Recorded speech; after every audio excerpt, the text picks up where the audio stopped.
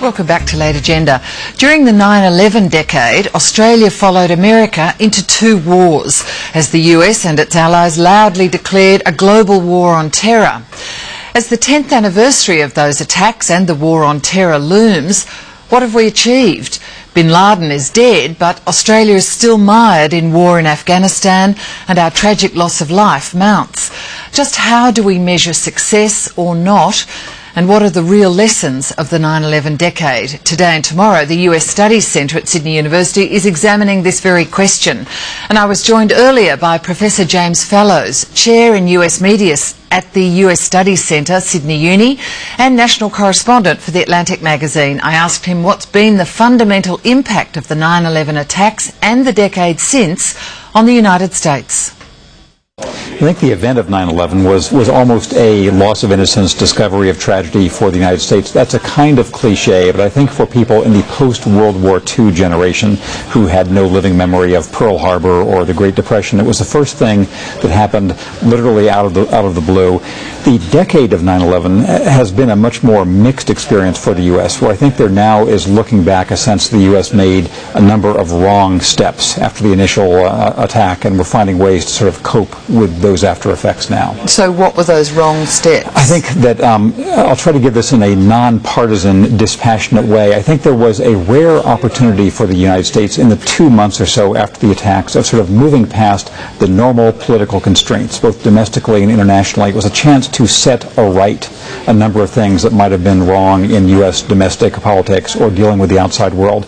I think in retrospect, the administration in power then, the Bush and Cheney administration, may have used that opportunity in the wrong way to go into Iraq and to have not to deal with economic fundamentals, including reliance on imported oil that would have put the U.S. in a better situation. So looking back over the decade, do you think there was a lot of good work and effort done to get at the perpetrators of 9/11, to destroy the terrorism networks, or in fact do you think there's been a lot of wasted billions spent on perhaps overreacting, right, overhyping the threat of terrorism, which in reality perhaps didn't live up to it?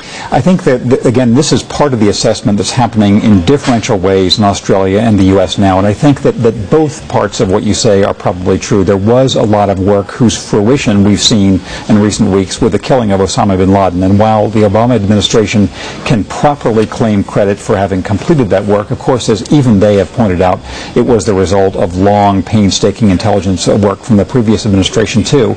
But I think there's a sense that in the domestic management of liberties and the expenditure on security of various sorts, and of course the ongoing wars in Iraq and Afghanistan, that the U.S. with its allies may have set several feet wrong and needs now to cope with those consequences. So do you think in fact that the threat after 9/11, certainly almost 3,000 Americans lost their lives in that episode, but do you think after that the threat was talked up to be bigger than in fact in reality it was? Well, it's a fascinating question because it's a almost unsolvable compared to what issue. For a while there was an understandable mentality there could not be any threat whatsoever. And of course in the modern world, as the people in England know, the people in France know, the people in Australia know, you can never entirely eliminate the threat of terrorism, as you can never entirely eliminate the threat of crime or any other problem. But there was for a while a mentality that if there was any threat whatsoever, then any measure of any sort that could be justified in that name would be taken.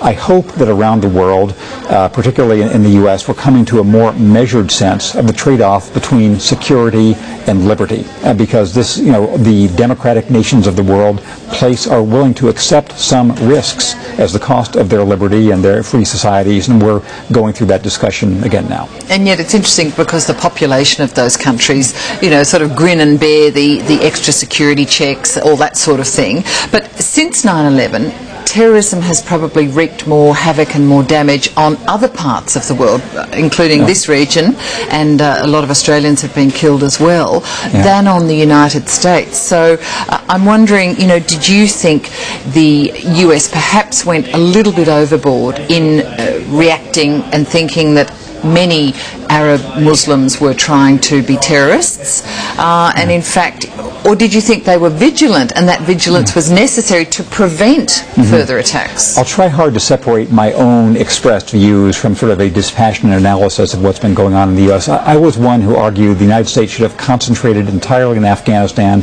should not have gone into Iraq, and should have been careful all the way along to distinguish the effort against specific terrorists from any kind of larger anti-Islamic, anti-Arab mentality. And George Bush... So you argued that all along? I argued that all along. Do you reckon you've been borne out, it's been borne out that you're right? I'm predisposed to think, oh yes, I was right all the way along, but I'm trying to put it more fairly. I'll say that the United States, as many powers would, paid more attention to its own domestic circumstances than to effects outside its borders. And so if there was no attack in the United States, people would say, oh, the approach worked, even though the spillover effect might have been greater in the rest of the world.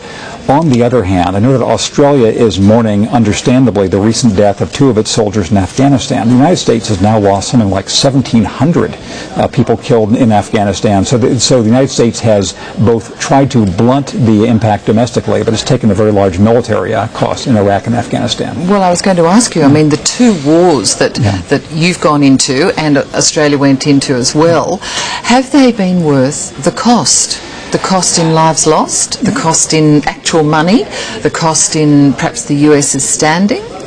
I'll try fairly to represent a view I don't believe myself, but I'll try to represent it. And that view would be that at the time, with the limited knowledge in place then, the Bush administration did the right thing with its allies, including the Australian leadership of that time, in saying that both Iraq and Afghanistan were dual fronts in the war on terror. I think historically, the Iraq part of that does not stand up well in terms of the cost that was incurred in money and lives and everything else. But the case made was that with the limited knowledge available then, they did their best.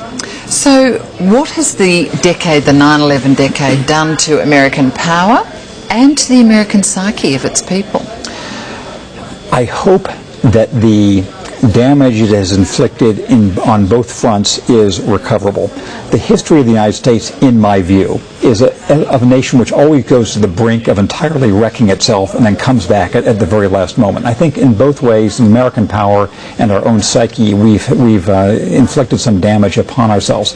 In American power, there was a distraction from long-term issues of dealing with China, of dealing with Europe, and dealing with the Asia-Pacific, in acting as if the most important threat to the world was Islamic terrorism, which I don't think it ever was. It was always a threat, but not the most important issue. And in the psyche, I think there was a time which we're only beginning to come out of sort of acting like the American term fraidy cats, as if we couldn't be brave about things, needed the greatest possible security. So I hope that a more British-style stiff upper lip will be returning to the U.S., recognizing there are costs that go with maturity, that go with power, that go with having an open society. So if Islamic fundamentalism and terrorism wrought by Islamic fundamentalists is not the biggest threat, what in your view are? It's a big, complicated world with a lot of threats. I think the existence of a lot of nuclear warheads left over from the Cold War and the collapse of the Soviet Union, that is an existential threat. These things are, God knows where. If they're in terrorist hands, that's a problem. They can also be used in state hands. I think that environmental challenges are really major ones. They're not instant the way a terrorist strike is, but they're important. I think economic fundamentals, there's a huge change in the world order involving China and India and other nations that's important to pay attention to. All right, I want to briefly come back to China in a moment, but back to this war on terror. How do you know, how does one judge whether the US and its allies are winning the war on terror? I think it requires a careful definition of what winning is, because by the standards of our previous wars, we cannot ever win. There's never going to be the equivalent of a signing on the battleship Missouri of the Japanese surrender. There'll never be a treaty of Exactly. And the terrorist threats will never be eliminated. People will die, as they have over the years in England and France and Italy, and this will happen. People die in each of our countries from criminal attacks, and that will go on. So the only thing you can do is try to limit the damage and have a fair assessment of the overall risks that a mature society faces. All right, but if you say that it's never winnable, then there would be a number of people who say, well, why are we spending so much money in saying that we can win the war on terror? I think that those who said it could be won or there was an open-ended global war on terror, I disagreed with that analysis at the time because it suggested something like World War II or something like World War I, where there was a finite all-out effort. If this is to be an all-out effort, it will destroy what our societies are for. And it's by definition not finite, because apart from the killing of Osama bin Laden, there's not going to be a moment where you can say, okay, things have changed. All right, so the killing of Osama bin Laden, does that give you any ability to say, right, done that, it's over now? I hope so. And the reason I say that is, again, the United States knows, Australia knows, that we're not going to be in Afghanistan forever. So between today and forever, when does the point come and you can say, all right, it's time to start leaving? And I think that really one of the few bellwethers of an actual change is saying the group that was in charge of this, responsible for this attack, we have decapitated it. It's not going to go away forever, but this is a significant difference. Let's now reconsider how long we can have this war in Afghanistan. So you don't necessarily believe that it's the multi-headed Hydra. You cut off one, bin Laden, and all these other heads spring up. I'm sure there has been over the past decade this spread, the example effect that he has had. But I think that most of the accounts, even in the time since Osama bin Laden was killed, suggest that his symbolic importance, his strategic importance was significant. And there is a kind of victory that comes, not the elimination of terrorism, but as something we can use as saying, okay, this is a difference in historical time. The US Studies Centre survey that came out and showed that basically 2/3 of Australians believe that the war on terror will never end. Now, doesn't that challenge directly Australia's involvement in Afghanistan, particularly coming, as you mentioned, on the back of the deaths of a few more soldiers? I think, again, it's a matter of casting this like other challenges that great nations face. There are challenges we all have which we know are never going to be fully realized. That poverty will exist in our societies, crime will exist in our societies. So it's calibrating ourselves for the long-term effort to minimize those problems without acting as if we don't solve them altogether, we have failed. All right, if we're not necessarily winning the war on terror against all those disparate terrorist cells that exist around the world, how do we measure whether we're winning the war in Afghanistan? Do you believe there is real progress being made? I believe there is progress at the tactical micro level, but there's almost no reading of history, in my view, that suggests that the larger mission of changing the nature of Afghan society, making it successful as a centralized modern state, is doable within the time scale or the resources that Australia or the US or England or others can bring to bear, because our kind of society cannot stay there for centuries to try to pacify and modernize Afghanistan. So I think finding a decent, reasonable way to leave things in no worse circumstances than they would have been if we didn't go, and then also it should be the goal, and guarding against the consequences, including, of course, the likely consequences for women in Afghanistan if the Taliban is back in control.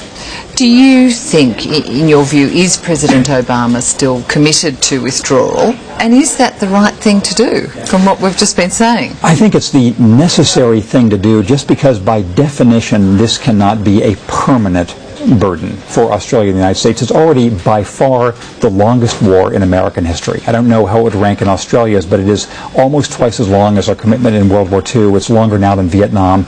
And nobody would have said out of the abstract 10 years ago the longest war in our history should be in Afghanistan. So some curtailment of this commitment must be undertaken. And President Obama has committed himself to doing this in some kind of rational way.